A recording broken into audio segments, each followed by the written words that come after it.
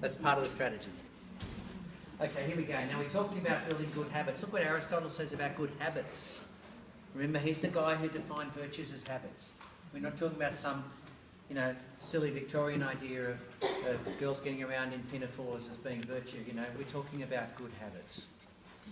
Habits of thinking clearly, goal setting, habits of taking others into account in our actions, habits of managing our fears, habits of having self-control so that we don't just pursue pleasures indiscriminately.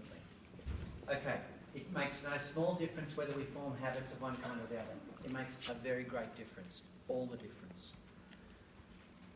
He gave his son a book that we now know as the Nicomachean Ethics. His son was Nicomachus. And the Nicomachean Ethics is basically an explanation of how to develop virtues. It was the best gift he could give his son in a sense.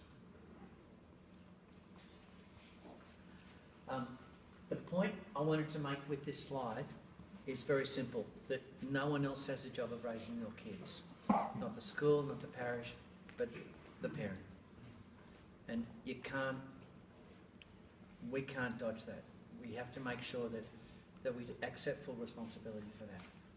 I remember as a teacher in a school, very early in the time when I was principal, when I took over as principal at Redfield, a boy was waiting after school. It was considerably after the buses had left, and he was wrestling with another boy. He twisted his knee. In the end, it was fine. Nothing much happened. But the parent said to me, who was responsible? And I'm thinking to myself, hang on, this is like half an hour after school. And then I'm thinking to myself, no, wherever children are involved, an adult has to be responsible. There's no way around it. You are responsible. I am responsible. So in raising your kids, you are responsible. Nobody else is responsible. They can, you can give them some delegated job to do, but it's your job to make sure that your kids have the full equipment in order to be happy in this life and in the next. And that's a big challenge.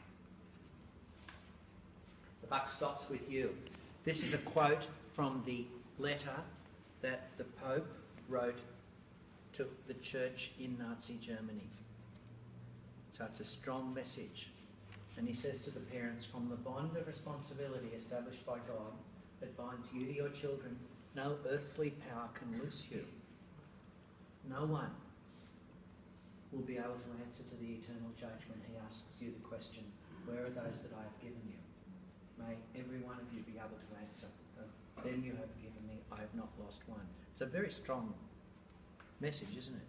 But he's emphasising this simple point that when you bring children into the world, you've got the duty then of educating them. And that means educating them completely. And Mitch Albom is this guy that wrote the book Tuesdays with Maury. And he's got another book called The 5 People You Meet in Heaven. But he has this, I like the sentence because it's sobering in the end. He talks about all parents damage their children. It can't be helped. So we all, none of us give perfect example. And there will be some damage accruing from that. But also we do our best and things work out, right? The important thing is to give kids the message and the example that we have really been dedicated to this task and we have put our best efforts in God's hands. We haven't just tried to do this ourselves proudly without knowing that we're really instruments for our Lord's work in this. St. Josemaria insisted, pass on to your children your ideals, your faith, your example of clean living, and the virtues that you have in your family. This is the task. This is what we've got to do. And the house, your house, the house of character, has 4 pillars, if you like. And we need all 4. Prudence is the capacity to think clearly and to set goals. If kids don't set their own goals, if you just do all the goal setting for them, they will be overmanaged and it will be learned helplessness that we have as a result. Justice is, sometimes you hear justice defined as giving each his due. Really, justice means that in every decision we make, we take others into account. Justice is the virtue that stops us being selfish souls. It's really important we don't live our lives in a selfish way, and justice is the virtue that we have to measure that measures our actions Fortitude is just courage, managing our fears and so on. What's involved in training your kids for self-control? That they find pleasure in the right things, because a lot of things are going to give them pleasure in life. But some of those pleasures will be very short-lived and also leading them in the wrong direction in some way. How do we elect what we want to seek pleasure in? We elect that by what we pay attention to. So it's quite important that you give the example and you raise kids when they're small to have self-discipline in what they pay attention to. Now this is difficult, you know. Some kids are very distractible, but they will still need this habit. So you have to keep hammering that nail into the wall. What we pay attention to, we value. We seek enjoyment, pleasure in some way. And material things, we're in a very materialistic society, but we can't raise kids so that they think things are more important than people. So it's an ongoing challenge, that one. When we're training kids for fortitude, optimism is a big one, isn't it? Routines and timetables. Just taking what is a difficult course, but we know in the long run it's going to make our lives a lot more productive. And then, you know, walking, not taking the car.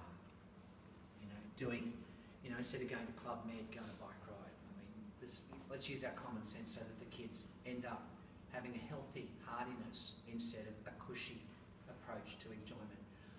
What's the norm in Australia for celebrating end of school? How have we raised our Year 12s to celebrate the end of school? So I'm not talking about Francis Xavier now. But, you know, there's an expectation around Australia, some sort of right that 18-year-olds have to have a schoolies experience. How have we allowed kids to develop that expectation? It's a big issue, because some kids go through that unscathed and a lot don't. We don't enjoy ourselves by doing things that are wrong, by drinking too much. And how have we raised kids to have that expectation? So I've got a bit of work to do in this area. Taking others into account is a big one, isn't it? Kindness, no exceptions. Habits of courtesy, particularly habits of gratitude in the home. And it's interesting, I've just been giving some seminars at ADFA, and I've been very impressed with there's a real lack of